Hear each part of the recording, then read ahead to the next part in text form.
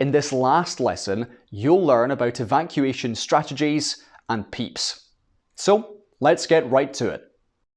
When it comes to evacuating staff safely, there are 5 main strategies. These are: simultaneous evacuation.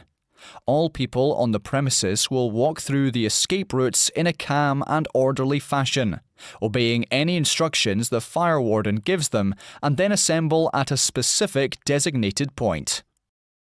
Vertical phased evacuation. This method is more typical among complex buildings with several floors. Those at the most risk are evacuated first, while others have to wait. Horizontal phased evacuation. This method is similar to vertical, in that it involves moving those most at risk first.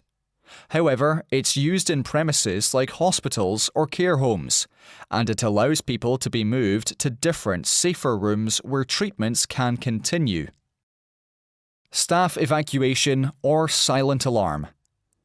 This strategy is used in situations where it's undesirable to set off a general alarm, as it risks creating panic when there are large numbers of untrained people in the building. For example, cinemas, shopping centres, etc. Staff receive a silent notification of a fire, usually through a pager, and they calmly organise a phased evacuation. Stay in place. In certain circumstances, the occupants of a building may stay put in order to let the fire brigade come in to deal with the fire. This is a high-risk strategy. However, it may be necessary for some circumstances, for example, in a hospital with patients on life support. Now let's talk about PEEPs. You might be asking, what in the world is a PEEP? Well, PEEPs, or Personal Emergency Evacuation Plans, are specific fire safety evacuation plans that are designed for specific individuals who may not be able to make use of the normal means of emergency evacuation without assistance.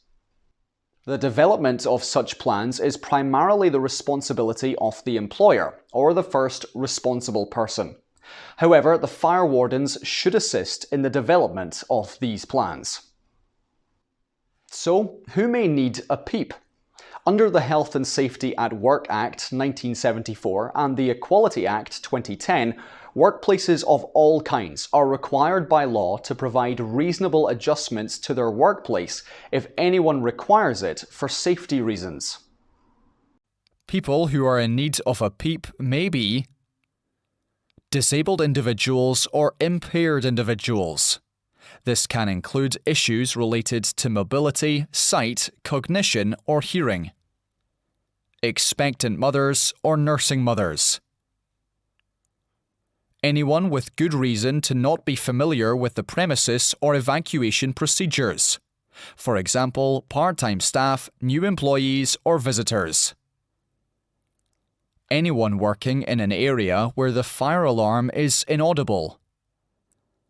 Those who cannot understand the fire safety information. For example, if English is not their first language. Those on higher floors or parts of the building that are more complex to navigate. People with temporary injuries. For example, a broken leg. Anyone with special care needs.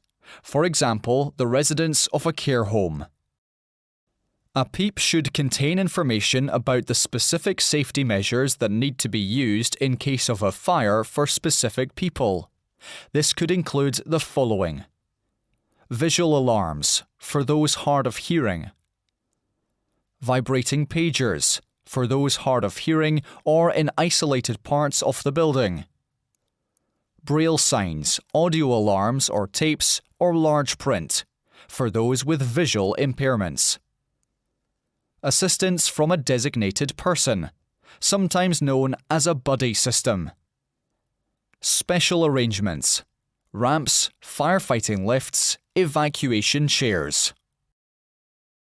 Be sure to communicate a PEEP directly with the person it concerns. For the fire evacuation itself, there are several important steps to make it safe and successful.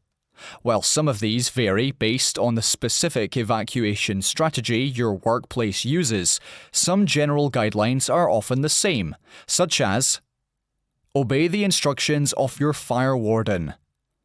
Leave all personal belongings in the building. Move in the correct order to your nearest assembly point. Inform the fire warden or other apt authority of any obstructions or other problems. Obey the instructions of any firefighting personnel once outside. Fire drills must also be treated with the same level of severity and concern as a real fire. To not do so is to fail to understand the purpose of the fire drill. It's to record the fire safety procedure's success, evaluate their effectiveness, and improve upon them where necessary. Once you have evacuated the building, fire safety staff, such as fire wardens, could well be asking you a variety of questions about the nature of the fire safety situation. Be sure to give them your full cooperation to ensure that the systems used to keep you safe can be effectively monitored. That's all for this lesson. With that, this course comes to a close. We have covered in this course topics such as the importance of fire safety, safely combating a deadly fire without getting injured, risk assessments, proper housekeeping, using fire extinguishers, and evacuation strategies, to name a few. We believe that learning should be informative and fun at the same time, and we trust that you had a great time watching and learning about fire safety training at work. We'll see you soon in another course. Bye-bye.